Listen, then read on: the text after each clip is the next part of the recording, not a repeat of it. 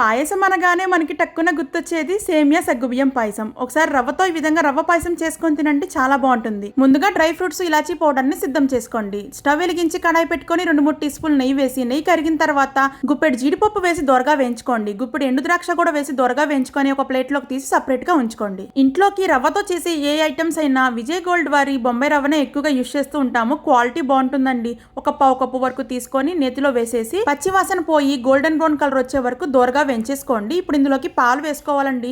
కాచిన చిక్కటి పాలని ఒక 3 గ్లాసుల వరకు వేసుకోవాలి. పాలు వేసుకునేటప్పుడు రవ్వ అనేది ఉండలు కట్టే ఛాన్స్ ఉంటుంది.